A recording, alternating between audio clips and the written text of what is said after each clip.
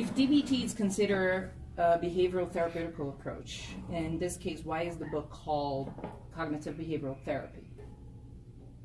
Guilford Press, Marcia's publishers, told her she wouldn't sell the book if she didn't call it Cognitive Behavioral Therapy. No one knew what dialectical referred to. They thought it would be too weird to put on the title of a book back in 1993.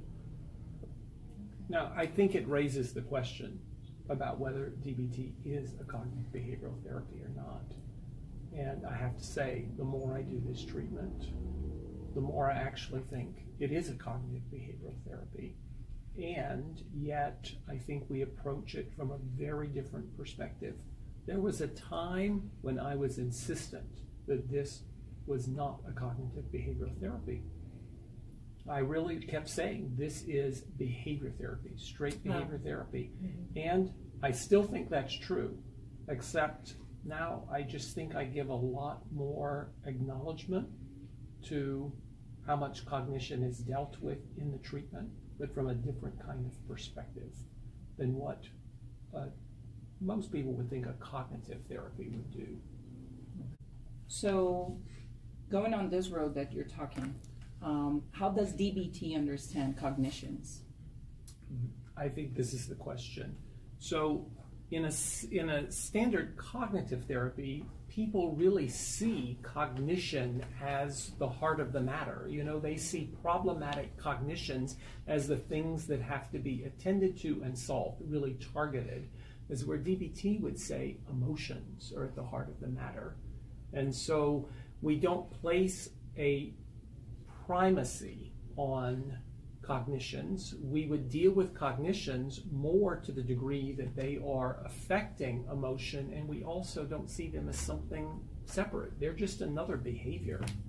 You know, if it's an emotion, it's a behavior. It's a cognition, it's a behavior. It's an action, it's a behavior. It's a physiological arousal. All these things are behavior. So from that perspective, we are radical behavior. And I think the notion that cognitions, any cognition, can be modified or can be or contingencies can be applied to is actually also a unique idea. You know, when cognitive therapy first was developed and came out, this idea that everybody had within them these core schemas that were fixed and that controlled and influenced everything else that a person did. That idea doesn't exist in behaviorism or behavior therapy. Is that some thoughts are more prevalent than other thoughts, and all of them can be links in a chain and points of intervention. Yeah, I mean, so an example of an intervention is that I had a patient who thought a lot about suicide. And when she thought about suicide, she got relief. She experienced a really powerful sense of relief. So what we wanted to do was change the contingencies around this. And so actually treating cognitions as you would any other kind of behavior.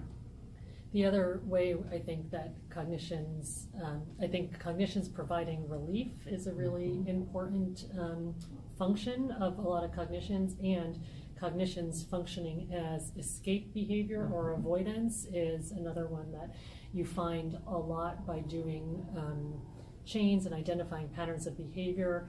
When some people have particular thoughts, it functions to get them to stop solving a problem. If I'm trying to do something that feels very difficult, as soon as I have the thought, this is hopeless, I'm going to fail, it stops me from continuing to work on the problem, and therefore I'm out of the difficult situation.